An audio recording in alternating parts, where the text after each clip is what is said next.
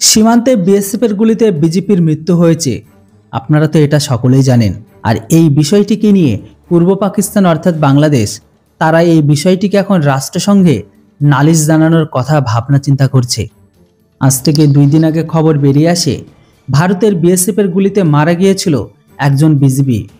তবে এই ঘটনার পেছনে কী বা কারণে মারা গিয়েছে তারা তো অ্যাকচুয়ালি সেটা স্বীকার করছে না, কিন্তু খবর বেরিয়ে এসেছিল প্রথমের দিকে যে সমস্ত বিজেপিগুলো যে সমস্ত অবৈধ কাজকাম থাকে তাদেরকে সাহায্য করার জন্য সাহায্য করতে এসেই তখনই বিএসএফের সামনাসামনি পড়ে যায়, আর বিএসএফ গুলি চালালে সেই গুলি গিয়ে লাগে বিজেপির। যেটাই হোক, এটা একটা কন্ট্রোভার্সি বিষয়। আসল ঘটনা কি হয়েছে সেটা কেউ এখনো পর্যন্ত জানে না। তবে যেটাই হোক, এই ঘটনাকে কেন্দ্র করে এখন তারা সেটিকে রাষ্ট্রসংঘে নালিশের ভাবনা ভাবছে। উচ্চ পর্যায়ে তদন্তের দাবি জানিয়েছে বিএনপি। উত্তর 24 পরগনা সীমান্ত সংলগ্ন যশোরের শার্শা সীমান্তে ভারতের সীমান্তরক্ষী বাহিনী বিএসএফের গুলিতে এক বিজেপির মৃত্যুর ঘটনায় রাষ্ট্রসংঘের মাধ্যমে তদন্তের দাবি জানিয়েছে বিএনপি।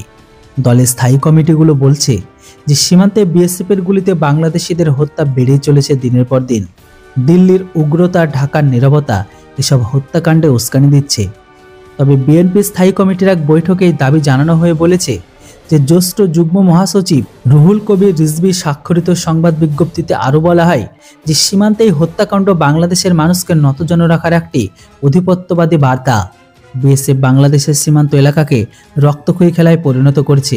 এতদিন সাধারণ বাংলাদেশি নিহত হয়েছে, এখন বিজেপিরও নিরাপত্তা নেই।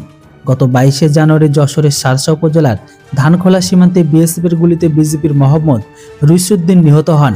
এইদিকে আবার শেখ হাসিনা সরকার জনগণের নয় বলে মন্তব্য করেছেন বিএনপি স্থায়ী কমিটির সদস্য গয়েশ্বর চন্দ্র রায়।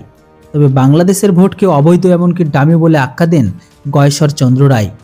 তো বন্ধুরা, আপনাদের কি মনে হয় বাংলাদেশিরা যে সমস্ত কাজগুলো করছে এটাকে আপনাদের ঠিক, আর এরই যখন পাল্টা রিটালার দেয় ভারত তখন এটাই তাদের খারাপ লাগে? আর যদি এই বিজেপির গুলিতে কোনো বিএসএফির মারা যেত তাহলে তারা বলতো তাদের ঈদের আনন্দ লেগেছে, তারা অনেক জয় করেছে। একবার ভাবুন এরা কতটা নিচু মানসিকতা সম্পন্ন লোক। আজকের দিনে যখন জঙ্গি হামাস আর ইসরায়েলের মাঝে যুদ্ধ চলছে তখন এরা জঙ্গির সমর্থন নিয়ে বলছে, হে আল্লাহ জঙ্গি হামাসকে সমর্থন করো।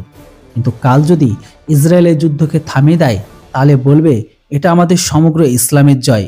ভাবুন এদের মানসিকতা।